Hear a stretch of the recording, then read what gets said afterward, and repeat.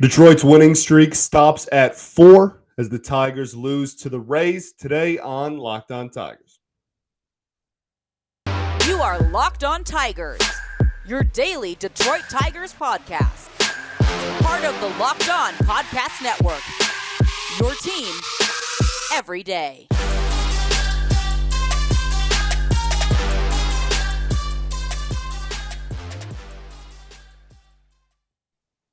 What is up, everybody? Welcome back to another edition of the Locked On Tigers podcast. I'm, of course, your host, Scott Bentley. Today is Wednesday, May 18th, 2022. That is the date, right? Yeah, May 18th. Yeah. Thanks for making Locked On Tigers your first listen every day. We're free and available wherever you get your podcast, including YouTube. Check us out on the tube if you haven't already. The Tigers drop Tuesday night's game in the Trop to the Rays 8-1. Kind of let that one get away from us. I'm going to say this at the beginning before we get into the rest of the show, and then I'm probably going to end the show with it too. This loss is not that big of a deal to me. This is not. I'm not even tripping. Like, this is not that big of a thing. Here's the thing. You won 4 straight. That's great, right? We can afford to drop one. Afford might not be the right word. I don't want to say afford because you should never go into a game thinking, oh, we can afford to lose. But in the grand scheme of things, 162 game season, you're not going 162-0. So you came in winning 4, and we're going to talk about it later. Shane McClanahan is the truth. If you didn't know who he was going into this game, or maybe you were just kind of unfamiliar with him, dude is ridiculously good. Is one of the best pitchers in all of baseball currently, and is set to, health permitting, have a fantastic year this year for Tampa. So dropping one game to the Rays.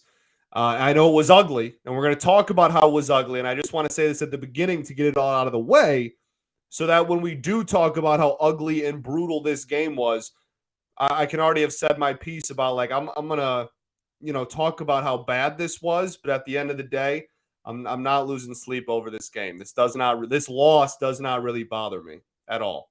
You're, at the end of the day, you're setting yourself up to win a series against Tampa on the road going into game 3. A week ago, if you would have told me that, I probably would have told you, okay, well, we're losing the one to McClanahan, and I'll gladly take Erod being the pitcher on our third day. So I'm going to take this situation that we've set up for ourselves. And again, so just wanted to start the show with that.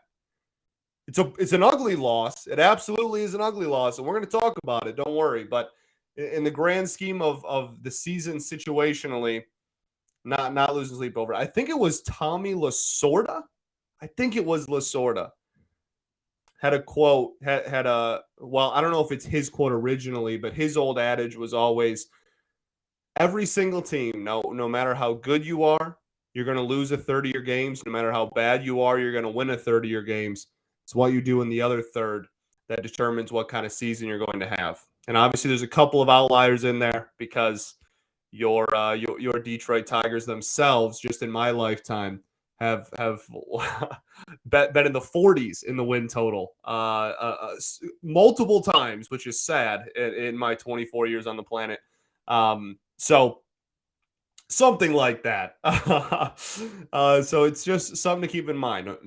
It's really, like I said, this loss, not that big of a deal to me. That's all. Let's talk about it, though, because there are a lot of individual performances to take from it, and there's a lot of things to take from it, even though the game will always mean something to me, and what happens within the game always matters no matter what. But the L in the win-loss column is just the part that I'm not losing sleep over on this one. Let's start with, well, I guess we can start with the offense. We can just get that out of the way. Like I said in the beginning, Shane McClanahan is unreal. 1 run, 7 hits, for your Detroit Tigers. McClanahan ends with 7 innings, 4 hits, 1 run, 0 walks, and 7 strikeouts. The dude is unbelievable. Like I said, if you don't know, now you know. That's the kind of thing. 18 whiffs, 7 Ks, all that on 90 pitches. Got about a 2.3 ERA now, I believe, after that start. Stuff is just ridiculous. His curveball, I'm pretty sure, is in the 2800s for RPMs. When you're talking about spin rate, I'm pretty sure it's in about 2800, which is ridiculous for those who are familiar with spin rate. Once you start getting into the mid and especially once you start getting to the high 2000s, that's really high. And yeah, 2800 really high. And honestly, last year I'm pretty sure it was even higher. So there you go. That's who we were dealing with, and he's going to have a fantastic year. He's already had a fantastic year, and if there was ever a game that we were going to drop, given how our offense has played this season, if there was ever a game that was going to end this winning streak, it was always going to be this one. So maybe that's why I'm not like freaking out about getting blown out. Just like not that I expected to lose by 7, right? But like the pitching's been really good this year. We'll talk about it. And I don't expect to give up 8 runs every night. And I'm not sure I ever really expected to tee off on McClanahan. That's really what it comes down to. So, I mean, if we want to talk about the people that did, like Robbie Grossman having a couple of hits is great. That's fantastic. He's been struggling lately on anything that doesn't result in a walk. He's been really laboring, so it's nice to see him get a couple of hits. One was with 2 strikes on him and with 2 men on, so that was really nice. Willie Castro goes 0 for. Probably about time for that to start coming back down to earth. His OPS is now 768. I think, what did we say? Just yesterday was 820 something. So that shows you how few at bats he's had on the year that his OPS is changing that dramatically from game to game. I don't know. It'll be interesting to see what the lineup looks like today, as you're listening to this. It'll be interesting to see where Willie slots in. I'd imagine you still got to put him in there, but maybe you just don't bet him 2. But also you have Javi behind him, who's really struggling and has been for the last 3 weeks. Javi's been really struggling at the plate. Did have a nice hard contact single in this one, which was nice, but it was kind of at the end of the game when we were all kind of like, oh, whatever. And we're going to bring back a theme from the entire season so far. When we talk about extra base hits, we had 1 run. Guess how many extra base hits we had? Drum roll, please. Say your answer out loud. If you said the Jeimer Candelario homer was the only extra base hit in this game, you would be absolutely correct. We had 7 hits, 6 singles, and a home run. It's really incredible. Singles, setup, run production from extra base hits after them, behind them. You're not going to win in 2022 only hitting singles. It's not going to happen. Not how baseball is played anymore. I'm sorry. But it's reality. You got to hit extra base hits. You got to drive the ball. You got to hit the ball deep and drive runners in. You can't play station to station anymore for a full season and expect to win a lot of games. And the only run that we scored was responsible via the only run we scored was via our only extra base hit. That's what I was trying to say. So just a reoccurring theme that we've been going through all year. Again, really, really good pitching on the other side. Not only that, but their bullpen, like everybody knows the Rays joke of just like the they just randomly find dudes that no one's ever heard of, and they just come in and throw 100 with crazy movement. Like they have a pitching factory over there. So going from McClanahan to the Rays bullpen is always going to be an incredibly difficult game to win. Now, the pitching was not great either today, which is not a reoccurring theme like the offense, which is why the offense, I think, is going to get a little bit more heat right? Like, I don't want to be like, oh, like the offense sucked and they like that's horrible. And the pitching sucked, but like they get a free pass. But when you look at reputation of the season, that hasn't been the case. The offense has been pretty brutal all year. And even during this win streak, really, I mean, they had the 6-run game, but I mean, besides that, it's still like 4-run games. Like, we need more offense, and the pitching has been really good, top to bottoms, rotation and bullpen all year. So I'm sorry that they're going to get kind of like favorite child treatment, but they are for the time being. Okay. Does not mean that it still was not an ugly game. It does not mean that there was a lot of things that I noticed that I did not like. However, in the grand scheme of things, again, not losing sleep over this game too much. It's going to happen. So we will. That's really it for the offense. I mean, like nothing really happened. Jamer had the homer. That's great. He's been swinging a hot stick the last couple of weeks. Maybe not like stats wise, but he just looks way better. His batted ball data is way better the last couple of weeks than it was at the beginning of the year. Eric Haas 0 for again, really struggling on the year. I wonder how long of a leash Eric Haas has. I wonder how long of a leash a lot of these dudes have. To be honest with you, we're not. We had a Torkelson conversation a couple of episodes ago. We'll hold off maybe later in the week until we bring that back up. But he went he had a hit today, so that was kind of nice to see at least.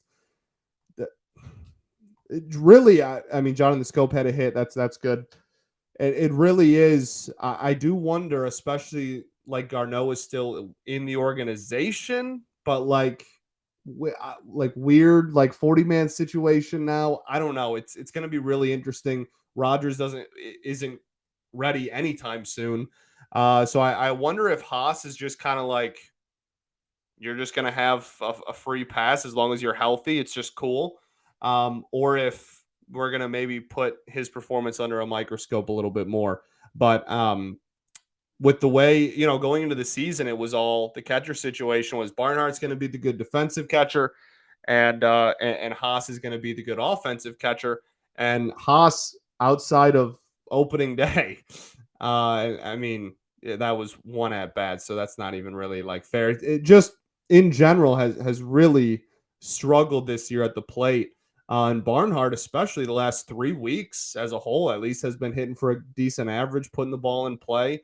Had that RBI double last week. I mean, he's been sizably better than Eric Haas at the dish. And neither of them have been like Gold Glove caliber behind the plate, but Barnhart has certainly been better than Haas. So it'll be interesting to see kind of what situation Eric Haas continues to play himself into. I think that's it for the offense. Yeah, not really too much else to say. Just went up against one of the best pitchers in the sport. Weren't able to drive the ball. That's gonna not lead you to too many victories. So let's focus on tomorrow. Day game tomorrow, series finale, and just short memory. This one. That's about all we can ask for. Let's get into the pitching because there was a lot on the pitching side that I do want to discuss. But first, I got to tell y'all about LinkedIn. With spring in the air, it's a time of renewal and growth personally and professionally. As your small business grows, LinkedIn Jobs is here to make it easier to find the people you want to talk to faster and for free. Create a free job post in minutes on LinkedIn Jobs to reach your network and beyond to the world's largest professional network of over 810 million people. That is a boatload of people. Then add your job to the purple hiring frame to your LinkedIn profile and spread the word that you're hiring so your network can help you find the right people to hire. Simple tools like screening questions make it easier to focus on candidates with just the right skills and experience so you can quickly prioritize who you'd like to interview and hire. That's why small business rate LinkedIn Jobs the number one in delivering quality hires versus leading competitors. LinkedIn Jobs helps you find the candidates you want to talk to faster. Did you know that every week, nearly 40 million job seekers visit LinkedIn?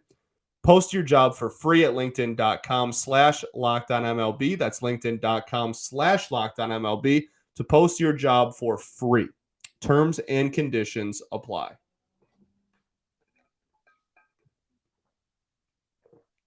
All right, everybody. We are back here for segment 2 at Locked On Tigers. Thanks for making Locked On Tigers your first listen every day. Now make your next listen Locked On Now. Recaps of MLB games with analysis from our local experts taking fans through the season like no other network. It's free and available wherever you get your podcasts. Okay, let's discuss the pitching because this 8 runs, not great. And the bullpen, I guess we can just kind of knock the bullpen out really quickly. Like Joe Jimenez pitched 5 pitches, 1 out, sure. Will Vest, actually, we're going to go Jason Foley first. I thought Jason Foley looked really good, and I was impressed, which is, again, it's just fascinating to me because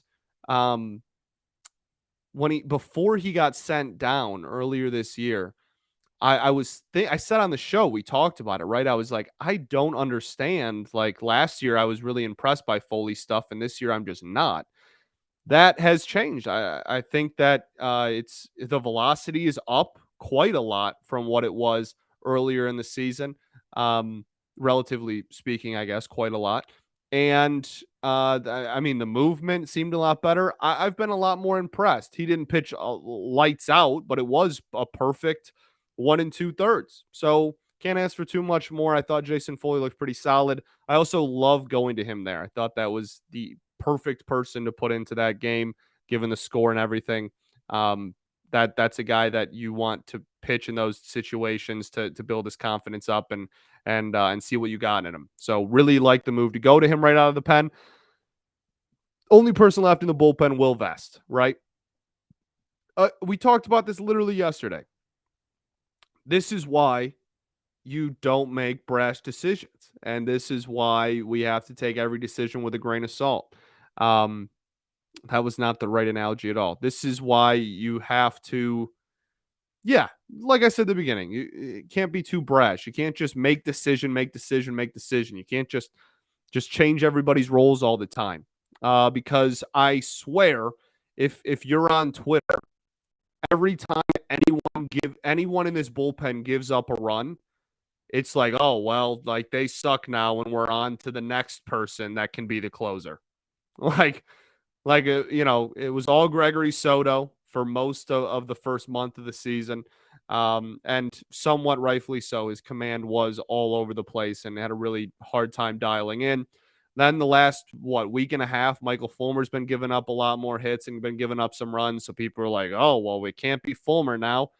He pitched in like 4 games and it was like, nope, Fulmer can't be the closer now. And then Will Vest closed out 1 game, literally his first career save. And he has looked good all year. And his ERA is now 2.25 after this game, but going in today, it was like a sub 1.4 or whatever. Like he has been phenomenal. And everybody's like, okay, well, now we all want Will Vest to be the closer. And because, like, it can't be Fulmer and it can't be Soto, so now we're going to go to Will Vest. And then he gives up 2 runs this game. And everybody's like, oh, well, now I want it to be so. This is why. This is why we can't just change everybody's roles every 2 seconds. This is why we can't call people up and send people down after, 3 games of looking bad. Everything's fine.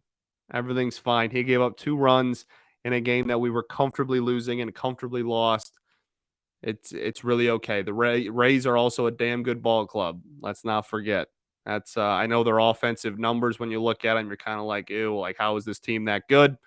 They're good. Okay, they're the Rays. They figure it out. So, not a hit piece on Will Vest at all. Not a hit piece on the fan base at all.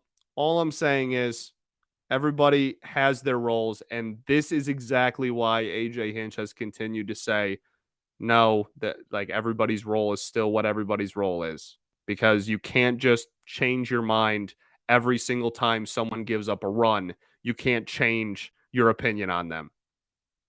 Mariano Rivera didn't retire with a 0 ERA, and yet he's the first unanimous Hall of Famer in the history of baseball. Okay? Dude blew a save in the World Series. It was a blooper, kind of a lame walk-off. Sorry, Diamondbacks fans. But He did. All right. So just, it's going to be all right.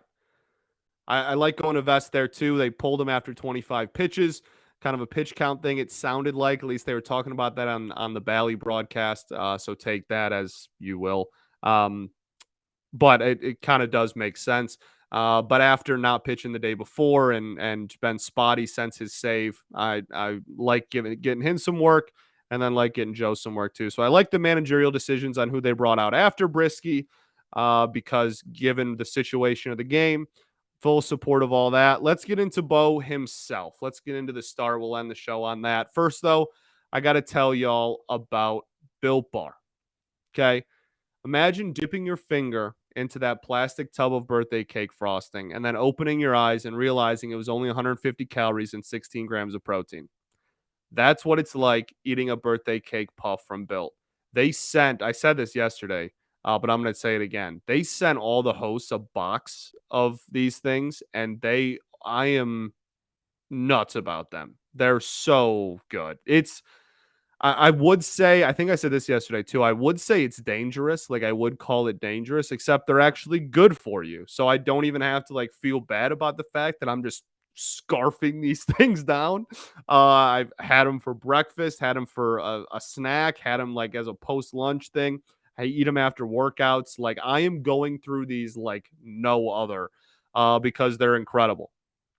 The birthday cake puffs, unbelievable. 150 calories, 16 grams of protein, only 9 grams of sugar. It's a limited time flavor, and it's an amazing option if you are looking for a healthy way to get flavor and variety in your day. Can confirm. It definitely checks all of those boxes. They're all covered in 100% real chocolate, which means that with Built, you can eat healthy and actually enjoy doing it. So go to built.com to get your birthday cake puffs now. You can go to built.com and use promo code LOCK15 for 15% off of your order. That's promo code LOCK15 for 15% off at built.com.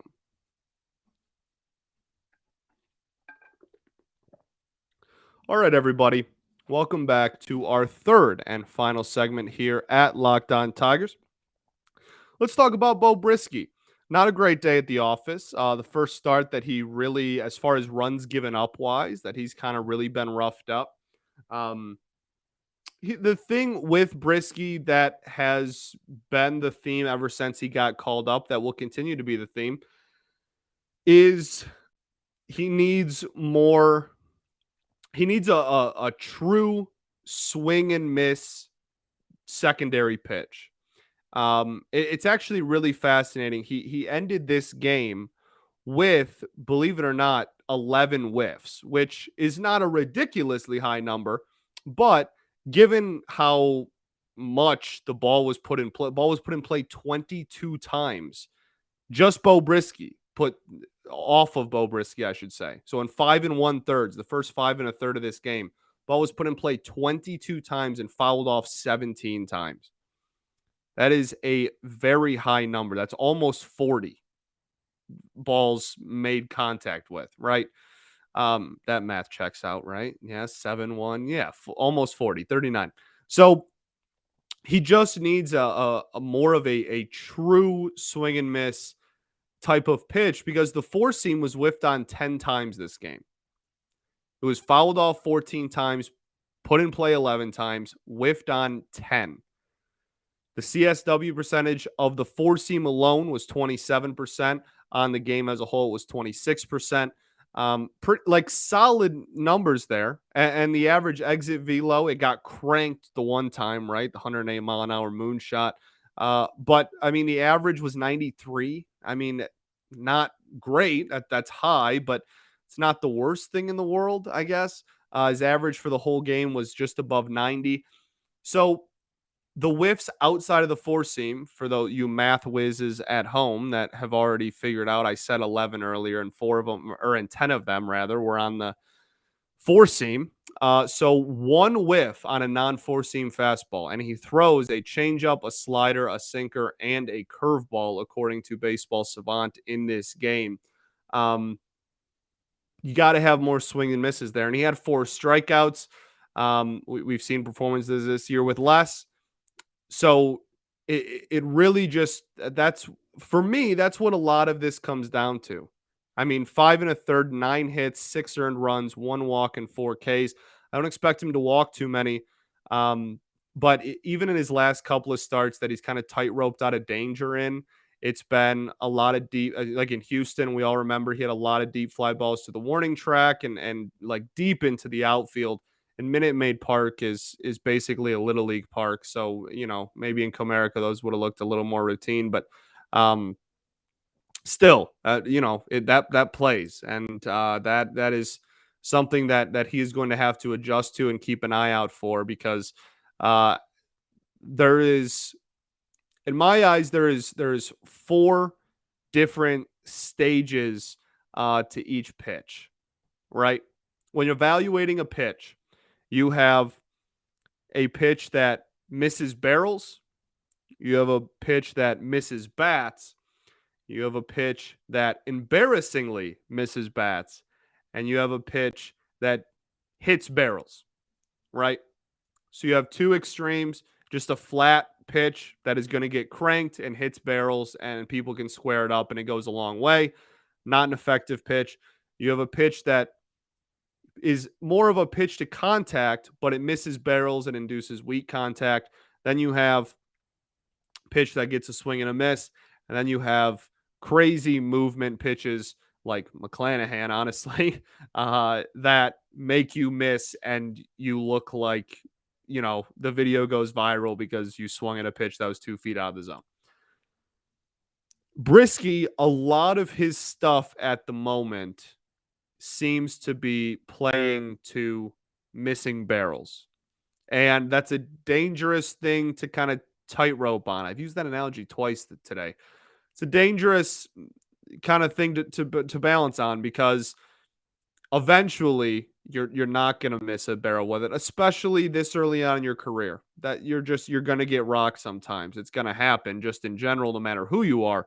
But when it is so inconsistently, he's inconsistent with his whiffs and inconsistent with being able to get a whiff whenever he wants. And that is something that he's definitely going to need to continue to develop. Now, in the minors, the changeup was a really solid pitch for that. And I do believe that it can play as have that role at the major league level. I truly do. I believe in Bo Brisky. I think he can be a really solid starter at this level if he reaches his ceiling. But for right now, like I said, it's one start.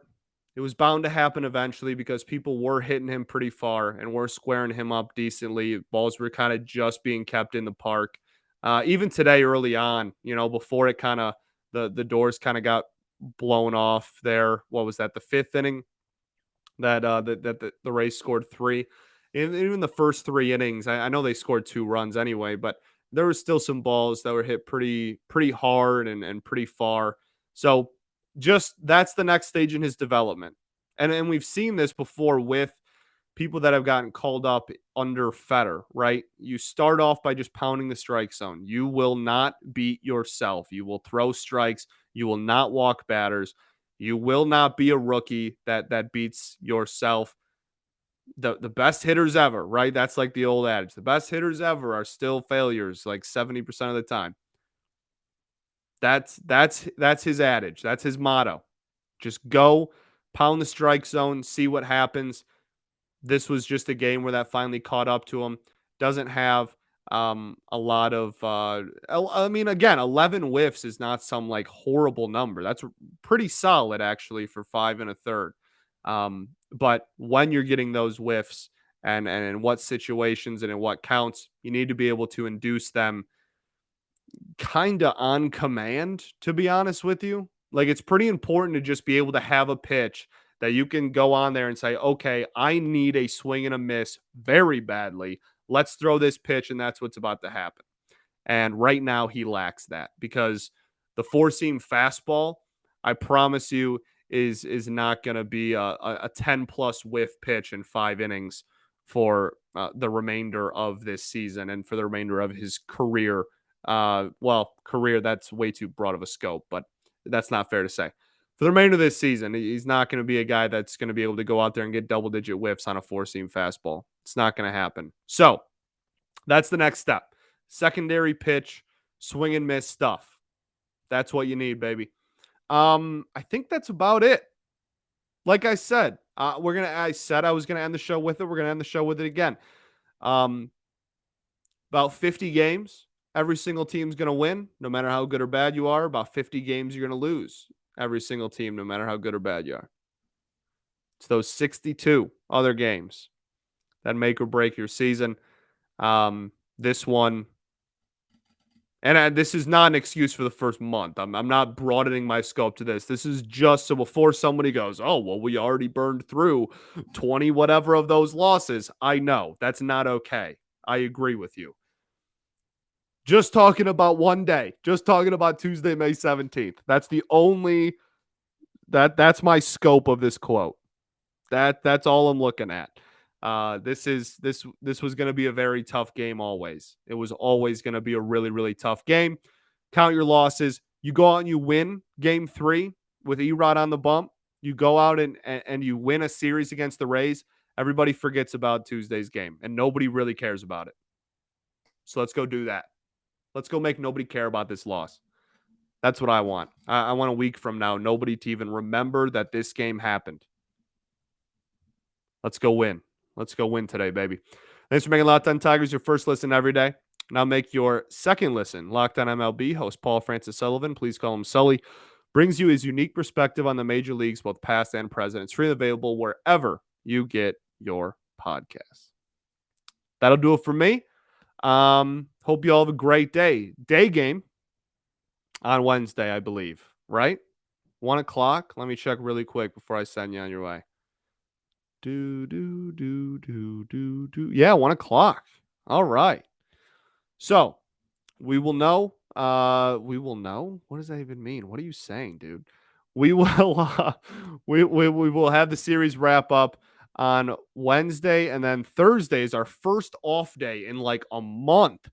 And I've been sitting on this Cody Clemens interview for like 2 weeks, but I don't have time to actually play it because I have to recap every game. So on the off day, you will get my interview with Cody Clemens. It did happen. It is already done. It's all recorded. It's all edited. It's all produced, ready to roll. Literally just have to get to the off day. So that'll be super fun. Really, really cool dude. Talked about his success so far this season, what he's been doing, talked about his come up in his college career, just his pro career in general. Talked about the independent league that he pretty much created, like that him and his family just started in Texas during the COVID 2020 year because there was no minor league season. Talked about what it was like knowing that he was going to make the 40-man and the Tigers were going to purchase his contract, what the future holds, all that good stuff. All that good stuff. It was a really fun interview. He's a cool dude. Okay. Tomorrow, though, we got a game recap. Let's go win a series, baby. Peace and love. Going to therapy's dope, and I'll catch you all then. Go Tigers.